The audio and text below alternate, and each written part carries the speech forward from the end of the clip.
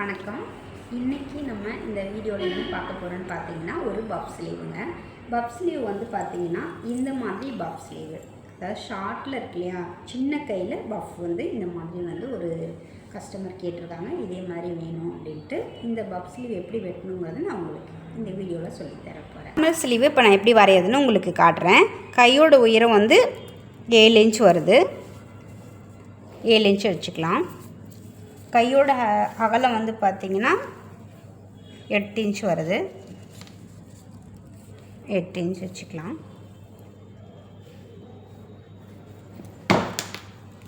இது வந்து அகலம்.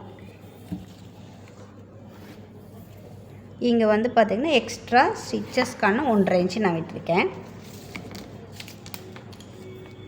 இந்த இடத்துல 1.5 இன்ச்சுக்கு ஒரு மார்க்கு, இந்த இடத்துல பார்த்திங்கன்னா 3 இன்ச்சுக்கு ஒரு மார்க்கு. இப்போ நம்ம இந்த 1.5லேருந்து அப்படியே கொண்டு வந்து இந்த 3ல் ஜாயின் பண்ணுவோம். இப்போ இந்த 1.5க்கும் இந்த 1.5க்கும் சென்டரில் எவ்வளோ கேப் இருக்கோ அதை 2ஆக பிரிச்சுட்டு அதுலேருந்து 3/4 இன்ச்சு வச்சுட்டு இன்னொரு வளைவு போடுவோம். இதுதான் நார்மல் ஸ்லீவோட அளவு. இப்போ இந்த இடத்துல நான் 3 இன்ச்சு விட்டுருக்கேன். இது வந்து கையோட அகலம், இது வந்து கையோட உயரம். உயரம் வந்து 7 இன்ச்சு, அகலம் வந்து 8 இன்ச்சு. இங்கே வந்து நான் 3/4 இன்ச்சு வச்சுருக்கேன் இந்த இடத்துல.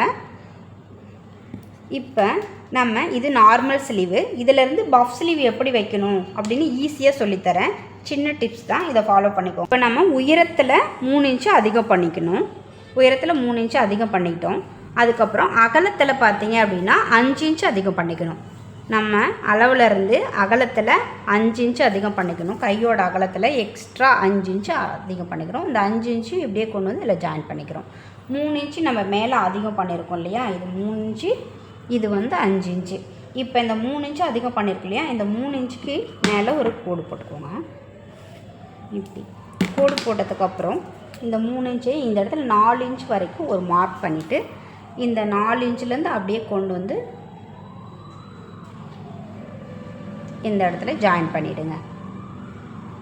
இந்த மாதிரி ஜாயின் பண்ணிவிட்டு நம்ம அந்த 3/4 இன்ச்சு ஸ்லீவு குடையும் இல்லையா, அதுவும் வந்து நம்ம இந்த இடத்துலேருந்து சென்டர் பண்ணி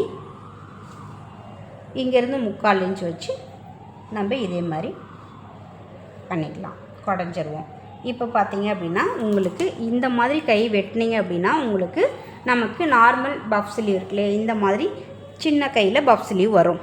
இந்த மாதிரி 3 இன்ச்சு அதிகப்படுத்தினா மட்டும்தான் கையோட நீளம் நமக்கு கிடைக்கும்.